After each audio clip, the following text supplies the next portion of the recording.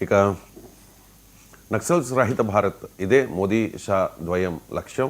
So ఆ లక్ష్యానికి చేరుకున్నట్టు స్పష్టంగా అర్థమవుతుంది. ఎందుకంటే రీసెంట్గా మల్లోజుల ఆ తర్వాత ఆచరణ కూడా లొంగిపోయారు. వందల సంఖ్యలో మావోయిస్టులు లొంగిపోతూ ఉన్న పరిస్థితి, మరికొంతమంది లొంగుబాటు తీసుకువెళుతూ ఉన్నట్టుగా సమాచారం అందుతోంది. ఇప్పటికే ఈ మధ్యకాలంలో జరిగిన భారీ ఎన్కౌంటర్లలో వందలాది మంది నక్సల్స్ చనిపోయారు.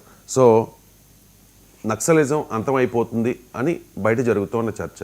నిజంగా నక్సలైట్లు లొంగిపోతూ ఉన్నారు కొంతమంది, సో మరికొంతమంది లొంగిపోయే అవకాశం ఉంది. కానీ నక్సలిజం అనే ఐడియాలజీ ఎండ్ అవుతుందా, ఏం చెప్తారు? ఎస్ అండి, ఇప్పుడు అమిత్ షా గారు చెప్పిన క్యాలిక్యులేషన్ ప్రకారం ఏంటంటే 2500 మంది నక్సలైట్లు ఇప్పటివరకే లొంగడం జరిగింది. 1700 మంది పైగా అరెస్ట్ కావడం జరిగింది. సుమారు 467 మంది వరకు ఎన్కౌంటర్ చేయబడ్డారు, అంటే కాల్పుల్లో చనిపోవడం జరిగింది. ఇక నక్సలిజం ఆన్ లాస్ట్ లెగ్ అని చెప్తున్నారు. ప్రైమ్ మినిస్టర్ మోడీ గారు కూడా ఎప్పుడు నోరు విప్పని ప్రైమ్ మినిస్టర్ మోడీ గారు కూడా చాలా యాంగ్రీగా మాట్లాడడం జరిగింది. ఏంటంటే అది ఇప్పుడు ఎంతో 150 నక్సల్స్ పీడిత జిల్లాలు, అంటే నక్సల్స్ ఇన్ఫెస్టెడ్ డిస్టిక్ 150 నుంచి ఇప్పుడు 11కి తగ్గిపోయి అని. అదేవిధంగా అమిత్ షా గారు ఏమంటున్నారు, అజూమండని, గడ్చిరోలి, తర్వాత ఈ ఛత్తీస్గఢ్లో ఉన్న ఈ జిల్లాల్లో నక్సలిజం పూర్తిగా ఎండ్ అయిపోయింది అని చెప్తున్నారు. తర్వాత మల్లోజులని, ఆసిన్ అని పెద్ద పెద్ద పేరు మోసిన తీవ్ర భయంకరమైన నక్సలైట్లు 100 మంది నక్సలైట్లు తీసుకెళ్ళి లొంగిపోయారు ఆయుధాలతో సహా. ఇప్పుడు 1000 మంది అందరూ కూడా ఎక్కడికక్కడ వెనక్కి వెళ్ళడం జరిగింది వదిలే.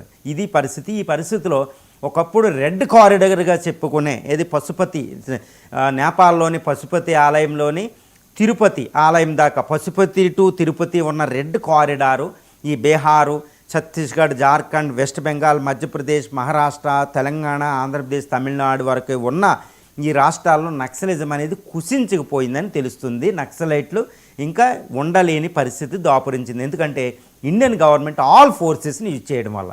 సో నక్సల్ అది కూడా మోడీ బీజేపీ ప్రభుత్వమైన మోడీ, అమిత్ షా గారు హోమ్ మినిస్టరు చాలా డిటర్మెంట్ సంకల్పంతో దాన్ని నాశనం చేస్తున్నారు.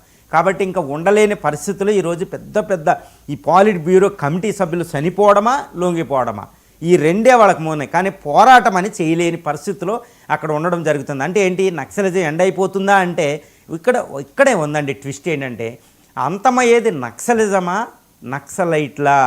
ఇప్పుడు ప్రైమ్ మినిస్టర్ మోడీ గారు, అమిత్ షా గారు హోమ్ మినిస్టర్ చెప్పేది ఏంటంటే నక్సలైట్లు అయిపోతున్నారు, కరెక్టే, నక్సలైట్లు వెళ్ళిపోతున్నారు. What about the naxalism? Naxalism is different from the నక్సలైట్లు అండి. నక్సలైట్లు అందరూ అయిపోయినా, అందరూ చనిపోయినా, అందరూ లొంగిపోయినా నక్సలిజం ఎండ్ అవుద్దా? నక్సలిజం అనేది ఇటు లెనిన్ నుండి, కార్ల్ మార్క్స్ నుంచి, మార్క్స్ ఏంజిల్స్ నుంచి, తర్వాత వచ్చిన లెనిన్ నుంచి, తర్వాత వచ్చిన మావో జెడాంగ్ నుంచి వీళ్ళందరూ ఏ విధంగా వచ్చిందంటే ఎక్కడైతే పీడిత ప్రజలు ఉంటారో అక్కడ విప్లవాలు వస్తూ ఉంటాయి, తిరుగుబాటు కింద వస్తుంది. దాన్ని వాళ్ళు బ్యారెల్ ఇచ్చి వాళ్ళ ఐడియాలజీ అప్లై చేశారు. మరి భారతదేశంలో ఈ డిస్పారిటీస్ పోయినాయా? ఈ విచక్షణ పోయిందా? ట్రైబల్ కమ్యూనిటీస్కి ఎగినెస్ట్గా ఈ దోపిడీ పోయిందా అంటే దోపిడీ పోలేదండి. కాబట్టి నక్సలిజం దేనికైతే నక్సలిజం ఇండియాలో పుట్టిందో ఆ కారణం అలాగే ఉంది. ఇప్పుడు నీతి ఆయోగ్ రిపోర్ట్లు ఏంటంటే ఇన్ఈక్వాలిటీ రిపోర్ట్స్ ఏం చెప్తున్నాయి మనకి, ఇండియా అనేది ఇట్స్ గ్రోయింగ్, అభివృద్ధి అనేది వెళ్తుంది, కానీ ఇట్స్ గ్రోయింగ్, కానీ అభివృద్ధి లేదు. అభివృద్ధి వేరు, వృద్ధి వేరు. వృద్ధి అంటే డబ్బులు పెరగడమే. 145 కోట్ల మందికి డబ్బులు ఏకంగా పెరుగుతుందంతే మూట. కానీ ఈ మూట పెరిగిన మూట 145 కోట్లకి ఈక్వల్గా వెళుతుందా? రాజ్యాంగంలో చెప్పినట్టు లేదు. డిస్పారిటీస్ పెరుగుతున్నాయి, గుర్తుపెట్టుకోవాలి. ఇండియాలో టాప్ 10 రిచెస్ట్ పర్సన్స్ అసెట్స్ మొత్తం 55% మంది ఇండియన్స్ కంటే ఎక్కువ ఉన్నాయి. చూడండి, రీసెంట్గా రిపోర్ట్స్ వచ్చినాయి. చూడండి ఎంత ఘోరంగా ఉందో. ఒక అదానీ గారు ఆయన యొక్క ఆస్తిని తీస్తే, ఇండియాలో అదానీ ఆస్తి తీస్తే ఒక 10 సంవత్సరాలు ఎడ్యుకేషన్ బడ్జెట్ అవసరం లేదు. అంతంత ఆస్తులు ఒకళ్ళ దగ్గర పోగొడుతున్నాయి. అంతరాలు పెరిగిపోతున్నాయి. ఏది గ్రామాలకి పట్టణాల మధ్యన అంతరాలు ఉన్నాయి, స్త్రీ పురుషుల మధ్య అంతరాలు ఉన్నాయి, ప్రాంతీయ అసమానతలు ఉన్నాయి, రాష్ట్రాల మధ్య అంతరాలు ఉన్నాయి, విత్ ఇన్ ద స్టేట్లోనే అంతరాలు ఉన్నాయి. ఇంత దారుణమైన అంతరాలు. డిజిటల్ డివైడ్ చూసారా, క్యాస్ట్ వైడ్ డివైడ్ ఉంది, తర్వాత రిలీజన్ మతాల పరంగా డివైడ్ ఉంది. సో ఇంత దారుణమైన విచక్షణ పెరుగుతుంది. ఈ ఎకనామిక్ రిఫార్మ్స్లో ఏంటంటే India is growing, but what about the disparities? ఇవి పెరుగుతున్నాయి. ఇందాక చెప్పిన డిస్పారిటీస్ రంగాల వారీ పెరిగిపోతున్నాయి, అన్ఎంప్లాయ్మెంట్ పెరిగిపోతుంది. ఈ ట్రైబల్ ఏరియాస్లో ఆర్ఆర్ పాలసీ ఇంప్లిమెంట్ చేయలేకపోతున్నాయి. Mining project, hydroelectric. So tribal మీద 5th 6th షెడ్యూల్లో పెట్టిన రాజ్యాంగ రక్షణలో వాళ్ళు కల్పించలేని పరిస్థితి, సోషల్ జస్టిస్ ఫుల్ఫిల్ అవ్వలేదు. కాబట్టి నక్సలిజం పుట్టడానికి కారణమైన ఈ వివక్షతలు, ట్రైబల్ కమ్యూనిటీ మీద వివక్షతలు, ఈ ప్రాంతీయ అసమానతలు అనేవి, ఈ అసమానతలు పోతేనే నక్సలిజం ఎండ్ అవుతుంది. కేవలం వాళ్ళు సరెండర్ అయినా చనిపోయిన ఎన్కౌంటర్ చేసినంత మాత్రం ఎండ్ అవ్వదు. కాబట్టి ఇండియా ఏం చేయాలి?